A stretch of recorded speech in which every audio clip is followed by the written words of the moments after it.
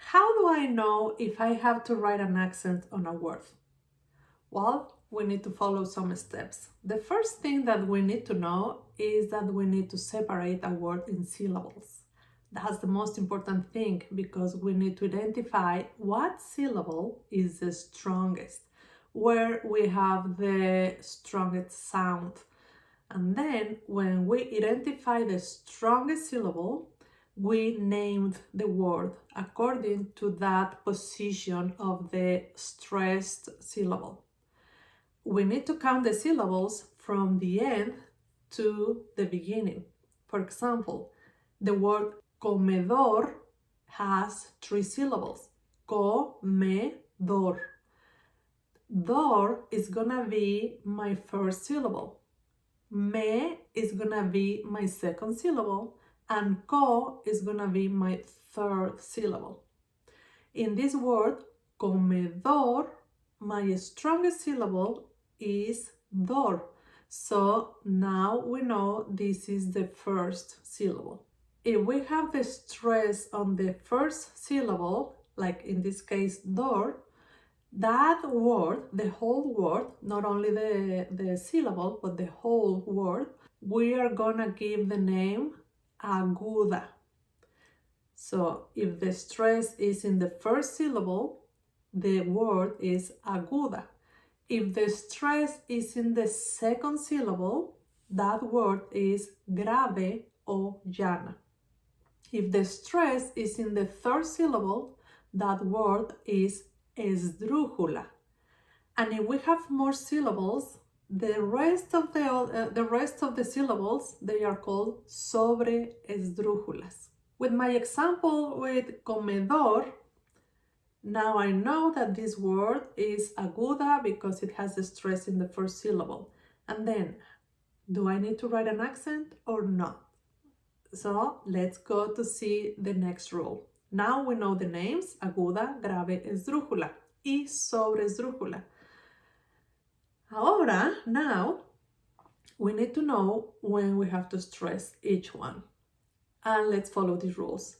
If the word is aguda, we are going to write an accent and read an accent on that syllable, the stronger syllable, if that word ends on N, S, or vowel. If the word ends in a different letter than those letters, we don't write an accent. So, comedor. Comedor ends on R, so I don't need to write an accent because I only write an accent on agudas that have N, S, or vowel at the end. One more example. Camión. Camión. This word has 2 syllables. Camión. Where do you hear the stronger syllable? Camión. So remember, the first one is the last one. So we call that aguda, camión. Yes, we have the stress on the first one, camión. This word is aguda, but what happened?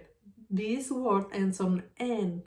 So the rule is if it is a aguda word, needs to have an accent if it ends on N, S, or vowel. Then let's go to the next syllable. The next syllable, number 2, if the word has a stress in the second syllable, we call this word grave o llana.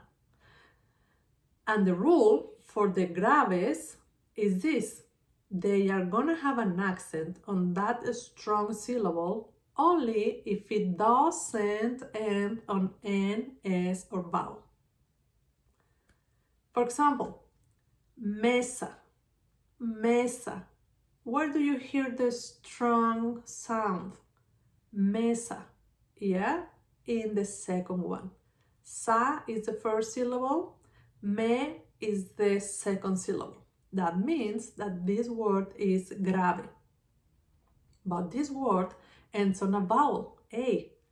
So the rule says for graves, you don't write an accent on N, S, or vowel.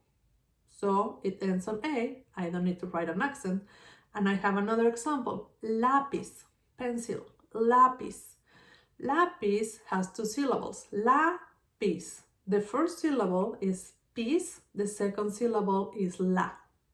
And the stronger sound is lápiz, is the second one. So this word is called grave. Now I know it is a grave word and I need to see. Does it ends on NS vowel or vowel? And no, it doesn't end on NS or vowel, so it ends on Z. So I need to write an accent. Where? In the strong syllable. Lápiz. Muy bien. What happened with the next syllable, the third syllable? If we have the word that has the stress in the third syllable, this word is esdrújula.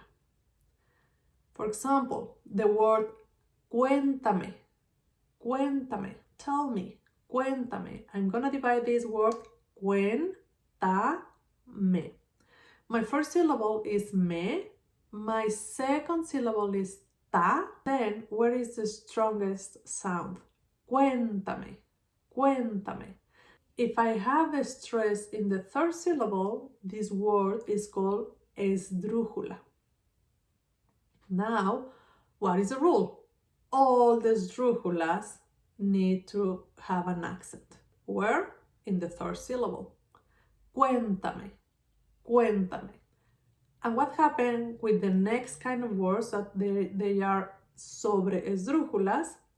They have the accent in the fourth or fifth or sometimes sixth syllable, so they all need an accent. Another important thing when we separate the words in syllables is that we can have diptongo.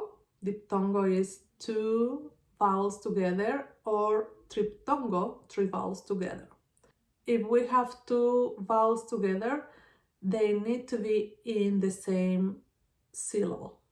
There is one exception, and then I'm going to explain you very fast this exception. We are going to separate the diptongo, two vowels together, when we have one weak vowel and one strong vowel, and the accent needs to be in the weak vowel. Which ones are the weak vowels and which ones are the strong vowels? The weak ones are E and U. And they are also called close vowels, because when we pronounce them, we say E, U.